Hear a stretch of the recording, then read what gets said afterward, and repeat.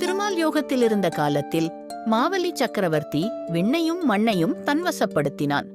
வணக்கம் நண்பர்களே. சென்ற பாடலில் விஸ்வாமித்திர மாமுனிவர் ராமனிடம் திருமாலின் திருநாமத்தின் மகத்துவத்தையும் அவர் 100 யுகங்கள் இங்கேயே யோகத்தில் ஆழ்ந்திருந்த அருட்செயலையும் எடுத்துரைத்தார் அல்லவா? அந்த யோக நிலையில் இந்திரனால் கூட எட்ட முடியாத பெரும் சக்தியாய் உலக மாயைகளை படைப்பவனாய் அவர் திகழ்ந்ததை அறிந்து கொண்டோம். அப்படி எக்காலமும் மாறாத பரம்பொருள் உலகமே ஒடுங்கக்கூடிய பெரும் தவத்தில் வீற்றிருந்த அந்த காலத்தில்தான் இந்த உலகத்தில் ஒரு மாபெரும் மாற்றம் நிகழ்ந்தது. அந்த மாற்றத்தை பற்றித்தான் கம்பர் அடுத்த பாடலில் நமக்கு சொல்ல வருகிறார்.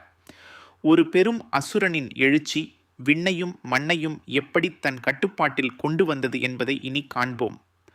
ஆனவன் இங்கு உரைகின்ற அந்நாள்வாய் ஊனமில் ஞாலம் ஒடுங்கும் எயிற்று ஆண் ஏனம் எனும் திரள் மாவலி என்பான் வானமும் வயமும் வவுதல் செய்தான். அன்பர்களே, கேளுங்கள். ஆனவன் இங்கு உரைகின்ற அந்நாள்வாய், ஆம், அத்தகைய பரம்பொருளான திருமால். நாம் சென்ற பாடலில் கண்டது போல் அந்த புண்ணிய பூமியில் 100 யுகங்கள் யோகத்தில் ஆழ்ந்திருந்தார் அல்லவா? அவர் அங்கே உலகமே ஒடுங்கக்கூடிய ஆற்றலுடன் தவமிருந்த அந்த காலத்தில்தான் ஒரு பெரும் அசுர சக்கரவர்த்தியின் கதை தொடங்குகிறது. அந்த நீண்ட அமைதியான தவக்காலத்தில் ஊனம் இல் ஞாலம் ஒடுங்கும் எயிற்று ஆண், குற்றமே இல்லாத இந்த உலகமே ஒரு கணத்தில் தன் வாயில் ஒடுங்கிக் கொள்ளக்கூடிய 2 கோரை பற்களை உடைய ஆண் ஏனம்.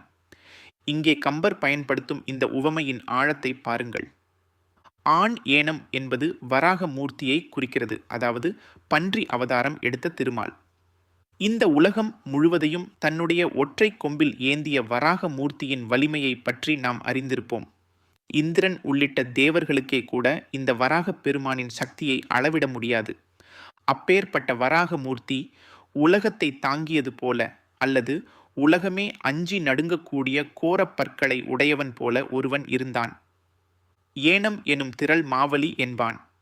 அவன் யார் தெரியுமா? அவன்தான் ஆதி வராகத்தின் திரளுக்கு ஒப்பாகச் சொல்லக்கூடிய அளவற்ற பலம் பொருந்திய மாவலி என்னும் அசுர சக்கரவர்த்தி. அவன் வெறும் அசுரன் அல்ல, அவன் ஒரு பெரும் சக்கரவர்த்தி. தன்னுடைய வீரத்தால் பேராற்றலால் அசுர குலத்திற்கே பெருமை சேர்த்த மாபெரும் வீரன். எந்த அசைவும் இன்றி யோகத்தில் ஆழ்ந்திருந்த பரம்பொருள் அங்கே இருக்க இங்கு மாவலி சக்கரவர்த்தி தன்னுடைய ஆதிக்கத்தை நிலைநாட்டினான். வானமும் வையமும் வவ்வுதல் செய்தான். ஆம், அவனுடைய பேராற்றல் விண்ணுலகத்தையும் விட்டு வைக்கவில்லை, மண்ணுலகத்தையும் விட்டு வைக்கவில்லை.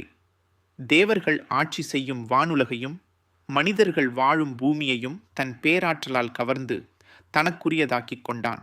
தேவர்களே, திடுக்கிடும் வண்ணம் இந்திரன் அஞ்சும் வண்ணம் உலகத்தையே தனக்கு அடிமையாக்கிக் கொண்டான் மாவலி. விண்ணும் மண்ணும் அவன் காலடியில். என்ன ஒரு விசித்திரம்! இந்த உலகத்தை காக்க வந்தவனே யோகத்தில் இருக்க இந்த உலகையே தன் கட்டுப்பாட்டில் கொண்டு வந்தான் ஒரு அசுரன். இதுதான் கம்பரின் கதை சொல்லும் விதம். காலம் எனும் சக்கரம் எப்படி சுழல்கிறது பாருங்கள்.